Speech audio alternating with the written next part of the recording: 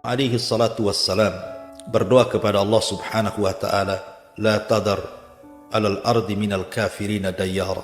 Ya Rabb, jangan kau sisakan satu jiwa pun dari orang-orang kafir, melainkan kau binasakan.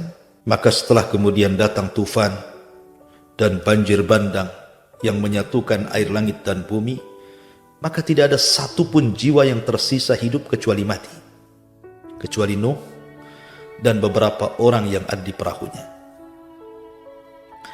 Ketika Allah subhanahu wa ta'ala selamatkan Nuh, kemudian disandarkan di bukit Judi Irak selama 1 bulan, kemudian turun, maka beranak pinaklah Nuh dan keturunannya, sehingga manusia kembali mentauhidkan Allah. Tidak ada yang menyekutukan Allah subhanahu wa ta'ala, karena orang-orang dari kaum Nuh yang menyekutukan Allah sudah Allah binasakan. Akhirnya zaman pun terus berlalu. Semakin banyaklah keturunan Syam, keturunan Ham, dan keturunan Yafis, putra-putra Nuh alaihi salatu wassalam. Setelah generasi meninggal, generasi pertama meninggal dunia, mereka di atas tauhid. Kemudian generasi kedua juga sama, sampai pada waktunya ketika manusia sudah menyebar di mana-mana, maka kabilah yang pertama kemudian menyimpang dari jalan Allah Azza wa Jalla, tentu di belakangnya iblis dan syaitan yang sudah menunggu-nunggu untuk kembali menggoda Bani Adam. Maka di antara kabilah-kabilah putra-putra Nuh ini, maka kabilah yang pertama kali yang kemudian kembali menyembah berhala adalah kabilah atau kaum Ad. Kaumnya Nabi Hud alaihi salatu wassalam. Dialah kaum yang pertama kali melakukan kesyirikan setelah kejadian tufan, kejadian banjir yang kemudian melantakkan seluruh kaum Nuh alaihi salatu wassalam. Sebagaimana para nabi yang lainnya, maka Hud alaihi salatu wassalam diutus untuk mendakwahkan tauhid kepada mereka. Dan itu banyak kemudian dijelaskan di dalam Al-Quranul Karim, bagaimana Hud alaihi salatu wassalam mengajak manusia kepada tauhid. Dan kita tahu bahwa fitrah seorang nabi pasti diutus dari kaumnya. Sebagaimana Allah mengatakan, wa ila adin akhahum Hud, dan kepada bangsa Ad Allah utus saudara mereka Hud alaihi salatu wassalam. Kenapa Allah katakan saudara mereka? Karena Hud terlahir di tengah-tengah mereka. Mereka tahu sejak kecil siapa Hud alaihi salatu wassalam. Mereka paham siapa Nabi Allah Hud alaihi salatu wassalam. Makanya kemudian Allah subhanahu wa ta'ala katakan akhahum, saudara mereka. Artinya Allah sudah persiapkan bahwa Hud akan menjadi seorang nabi. Maka dijaga akhlaknya, dijaga lisannya, supaya tidak ada cacat bahwa dia ada seorang nabi. Tapi fitrah seorang nabi juga sama dengan nabi sebelum dan sesudahnya. Banyak tantangan, banyak perjuangan, banyak ancaman, dan begitulah suasana dakwah dimanapun sejak zaman Nabi SAW sampai hari ini. Pasti akan ada tantangan, rintangan, ancaman, dan begitulah tujuan syaitan ketika melihat dakwah ini berkembang, maka syaitan akan berusaha untuk menutupnya dengan berbagai macam upaya. Ma'asyiral muslimin yang dimuliakan Allah subhanahu wa ta'ala, Hud alaihi salatu wassalam ketika berusaha mendakwai kaumnya, maka para pembesar Ad ini datang kepada Hud dan mengatakan, qalal mala'ul ladzina kafaru min qaumihi. Berkata para pembesar orang-orang kafir dari kaumnya Hud alaihi salatu wassalam, inna lanaraka fi safahatin wa inna lanadhunnuka minal kadhibin.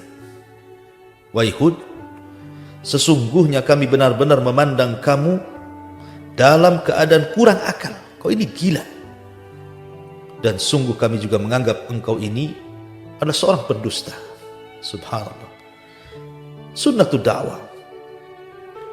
Ketika orang berdakwah menyampaikan kebenaran, pasti akan dituduh dua perkara ini. Pertama, dianggap kurang akal, dianggap gila. Yang kedua, dianggap pendusta. Lihat Nabi SAW. Bagaimana Nabi SAW dikatakan penyihir, dikatakan gila, dikatakan pemecah belah, dikatakan dukun paranormal, tukang tenun, dan yang sejenisnya.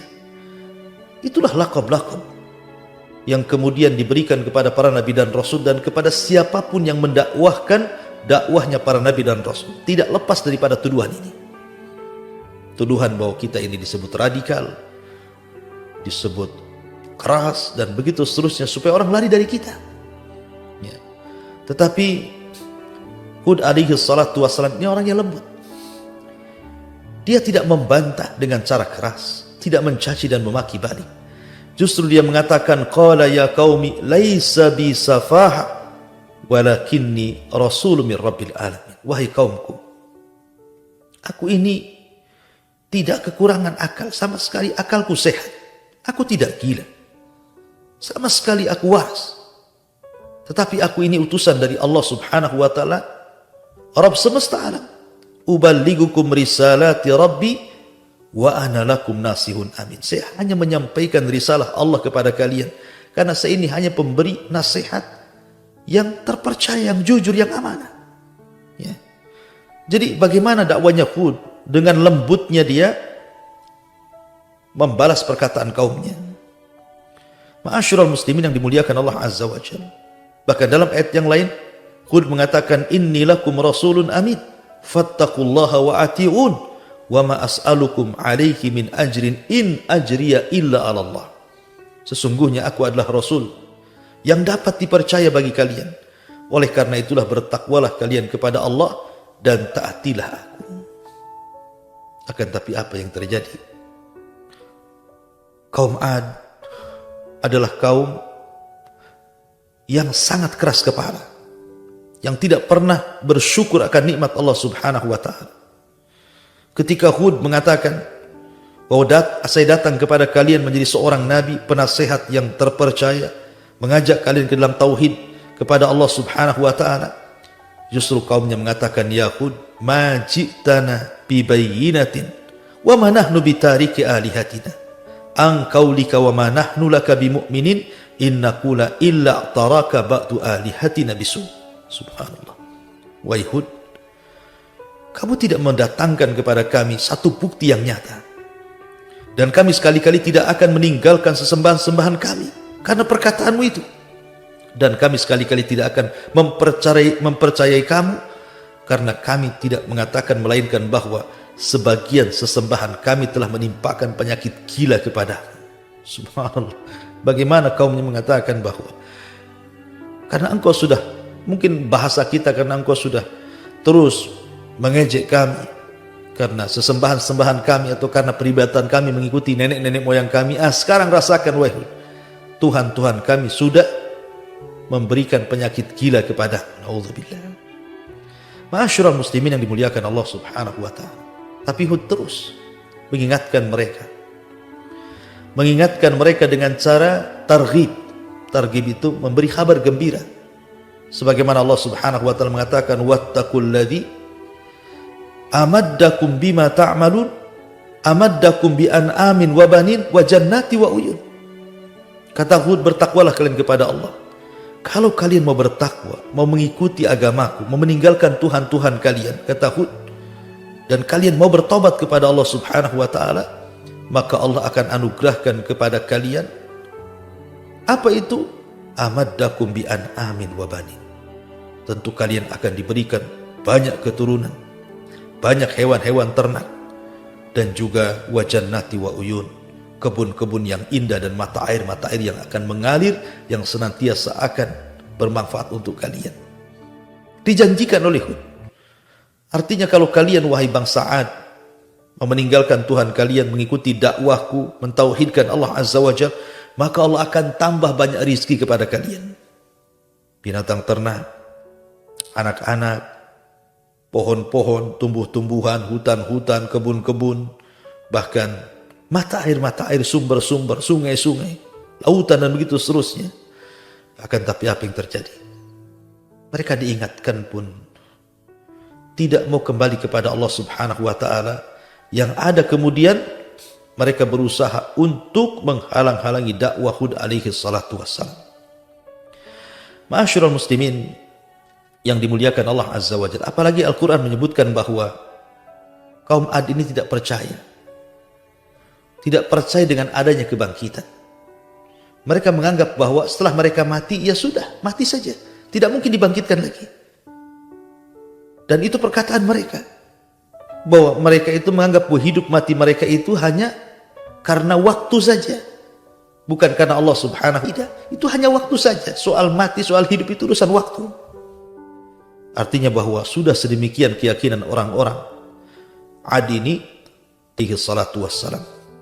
Akhirnya ketika mereka mengolok-olok Hud alaihi salatu wassalam sampai yang lebih parah, mengolok-oloknya itu sampai meminta kepada Hud agar segera didatangkan azab. Bayangkan, ya.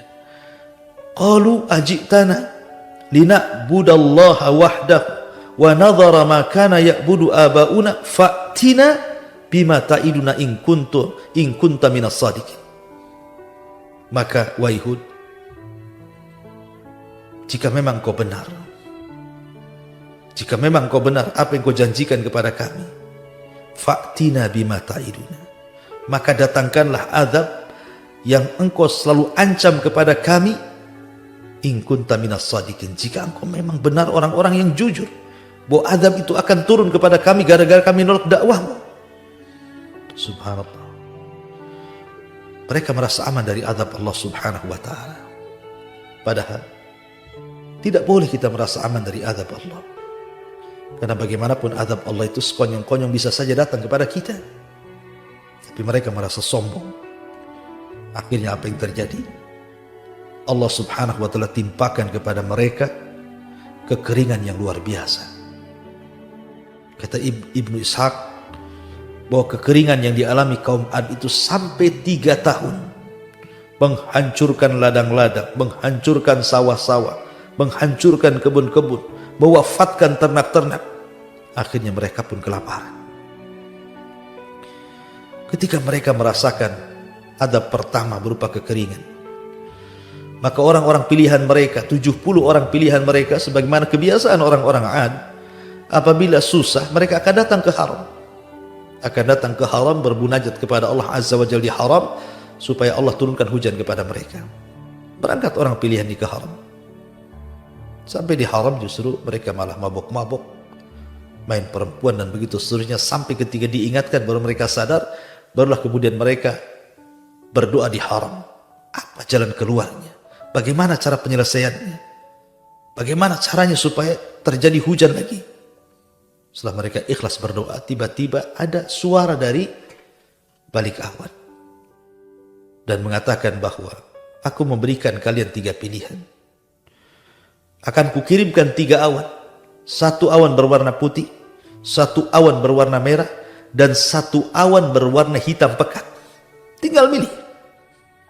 Akhirnya serempaklah 7 orang pilihan mengatakan, kami menginginkan awan hitam. Karena alasannya awan hitam itu banyak isi airnya, hujannya bisa lebat, itu menurut mereka. Maka setelah itu mereka pulang sampai di Yaman. Rupanya betul Allah Subhanahu wa ta'ala kirimkan awan sesuai dengan permintaan mereka, awan yang sangat hitam pekat. Dan Allah Subhanahu wa ta'ala gambarkan dalam Al-Quran, falamma ra'awhu 'aridan mustaqbila awdiyatihim qalu hadza aridun mumtiruna bal huwa mastajaltum bih rihun fiha adzabun alim tudammiru kulla syai'in bi amri rabbiha fa asbahu la yura illa masakinahum. Maka ketika mereka melihat awan pekat hitam itu menuju lembah-lembah mereka, kebun-kebun mereka, ladang-ladang mereka, dan sebelumnya mereka mengalami paceklik panas yang luar biasa, setiap hari berkeringat, panas setiap hari bertambah. Akhirnya kemudian mereka pun ingin mencari dingin supaya terhindar dari panas. kemudian juga ingin mencari hujan supaya ladang-ladang mereka terhujani dan bisa hidup kembali. Ketika datang awan menutupi lembah-lembah mereka, semua kaum Ad keluar ingin berada di bawah awan itu. Mereka tidak sadar kalau awan itu adalah azab Allah Subhanahu wa taala. Makanya Allah mengatakan, "Falamma ra'awhu 'aridan mustaqbila awdiyatihim." Maka ketika mereka melihat azab itu berupa awan yang menuju lembah-lembah mereka, berkatalah mereka, "Hadza 'aridun mumtiruna." Apa katanya? Inilah awan yang akan menurunkan hujan kepada kami. Tapi Allah katakan, "Bal huwa masta'jaltum bih. Rihun fiha adzabun alim." Tapi Allah mengatakan bukan.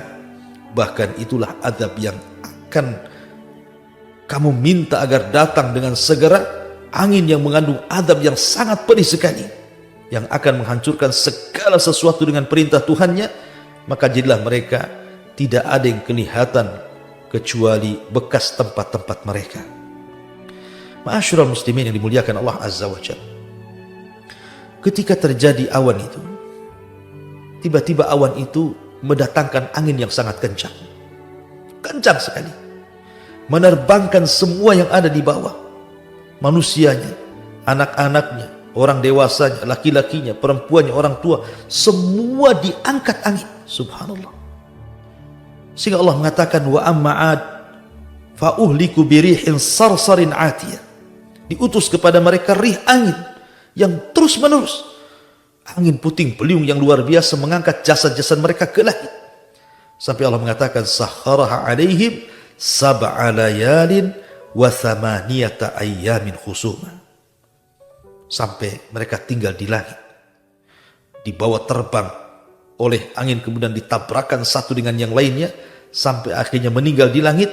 Setelah itu Allah Subhanahu wa taala binasakan, dilempar kembali ke bumi, sehingga Allah katakan, "Ka'annahum a'jazun nakhlin khawiyah." Seperti tunggul-tunggul kurma yang dilempar dari langit kemudian menancap di bumi dan tidak ada kepalanya. Subhanallah, inilah azab yang Allah Subhanahu wa taala kirimkan kepada kaum Ad, kaum yang sangat kufur kepada Allah Subhanahu wa taala. Adapun Nabi Hud alaihi salatu wassalam, maka Allah Subhanahu wa taala selamatkan dengan para pengikut yang beriman. Walamma jaa amruna najjayna hudan walladzina amanu ma'ah birahmatin minna wa najjaynahum min adzabin ghalid.